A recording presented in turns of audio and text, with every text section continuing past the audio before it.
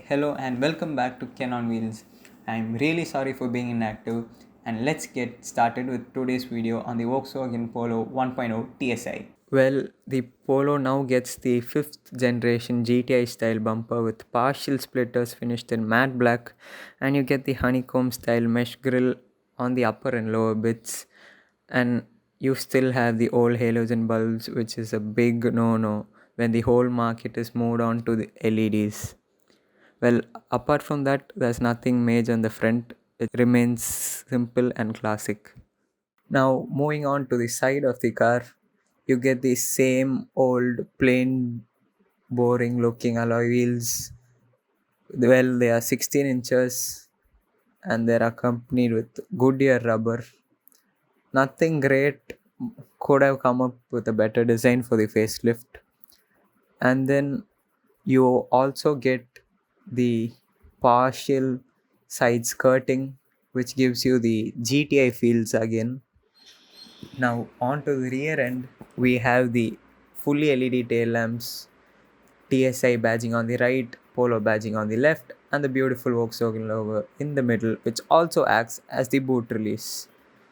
Now, talking about the boot, isn't the best in class as such, but if you're a bachelor, that should do. And believe me, even the boot closes with a proper thud. The rear washer wiper here, and this is where the water sprays from apparently. And to top it off, you get a proper spoiler finished in gloss black. Well, that is a pretty neat touch. And you also get a basic sticker here. I know why it's still not removed. And that is pretty much it for the rear end. Still stays cute. I meet the man who produces 110 bhp and 175 newton meters of torque. Yes, this is the new 3-cylinder 1 liter turbocharged unit from Volkswagen. You get the typical German style coolant reservoir, battery tucked in neatly, and lots of space to play around. Well, this is because it previously had a 4-cylinder one, which was obviously bigger, but now it's a 3-cylinder unit. And the hood stay rod is posted in the vice versa way of how you find it in Indian cars. It's not on the hood, rather, it's on the bumper. Moving on to the interiors,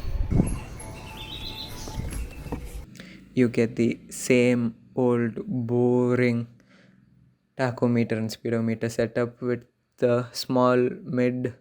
Well, that should really change. The steering wheel has a partially flat bottom shape, and yes, it's a manual transmission that we have here today. The center console hasn't changed much, and a bit of chrome treatment on the AC vents. You get the typical German style headlight switches, and you get your high beam leveler here, and below the mid you get two buttons for your trip meters and your clock settings. Well, you have the controls for your ORVM and the central locking switch. The door handles are finished in brushed aluminum. You get the up down function on all four windows, which is pretty nice, and also the window lock button is right there. And talking about the infotainment, you have a 7-inch touchscreen with a few buttons, and yes, you do get navigation functions, and you have an aux port, a USB port, and an SD card slot. And thank God they didn't kill the volume knob, it is physically present in there. And as you can see, you have Android Auto, Apple CarPlay, and MirrorLink features as standard. You get automatic climate controls with two old style knobs. Well, I like it this way rather than the touch that Honda gives is quite annoying. Moving on to the dashboard, it's a pretty small one, and God knows what those two slots are for. And yes, you get a light placement inside, which is pretty useful.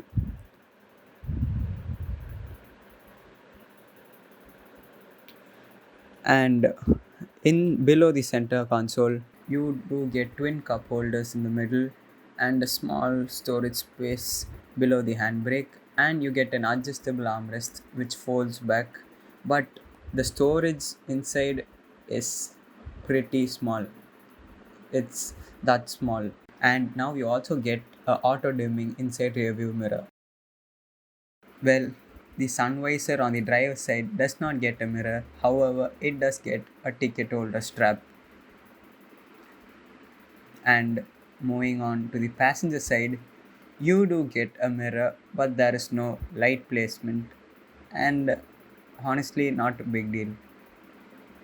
The interior lights in the middle are plain Jane.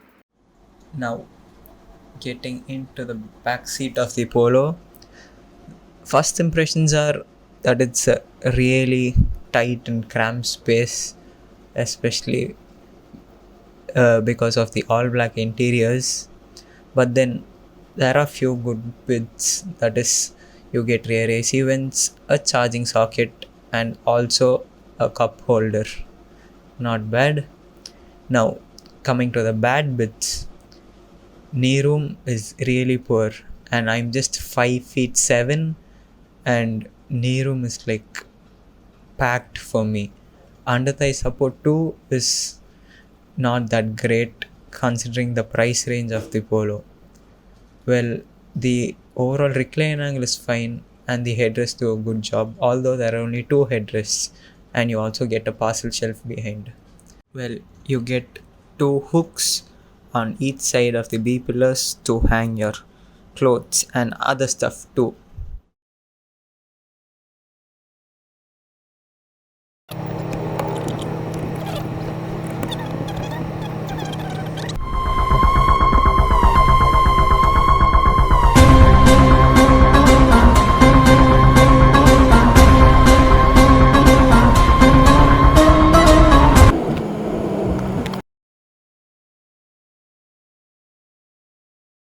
Cringe. And off we go. And the first thing that I liked is that the clutch is very smooth, and the gearbox too does a good job. Doesn't feel notchy, unlike the Thar, is really smooth.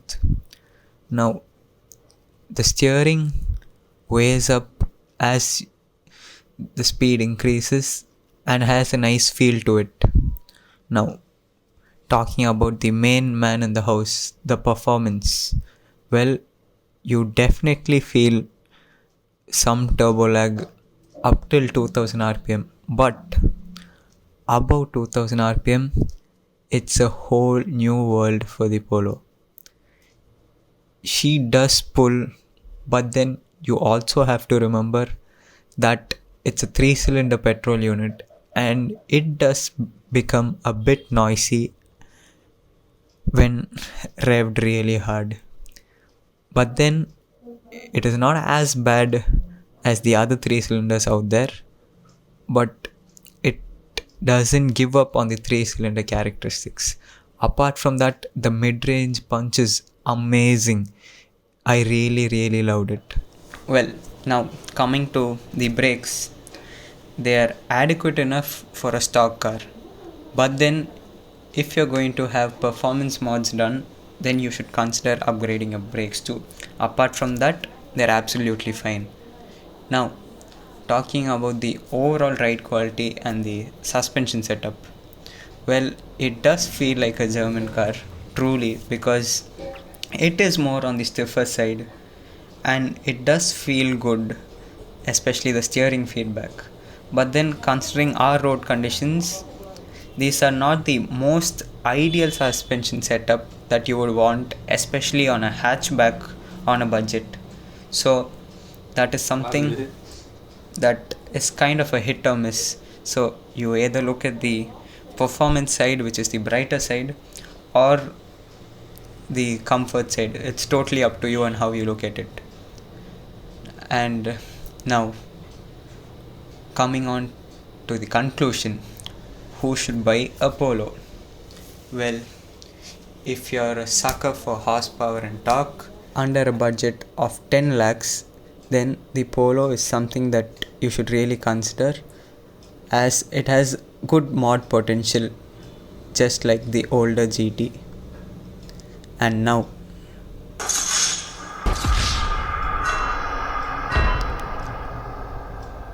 well, she clearly did not want to climb up a speed breaker in second gear, so had to bring her back to first, and now we are back. And like I said, mod potential and performance is the only good side of the Polo. And considering that it's a 10-year-old design now, there are chances that Volkswagen would bring out the new gen Polo anytime soon, and hence buying one right now wouldn't be a great decision to make. But then if the Polo has really won you over, you don't have a choice, just like my friend didn't. He fell for it, and I'm right now driving his car.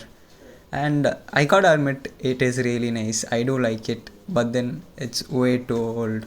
Considering the competition, that is the Swift and the i20 have brought out 3 generations, whereas the Polo still has the first generation with minor updates and facelifts.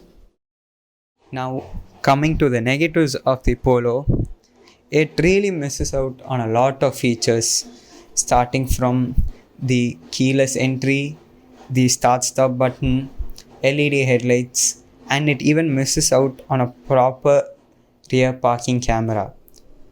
And to top it all, it has the least comfortable back seat offered by hatchbacks with a budget of 10 lakhs. So you really got to consider all this and then make a call if you really want the 2020 Polo 1 liter TSI.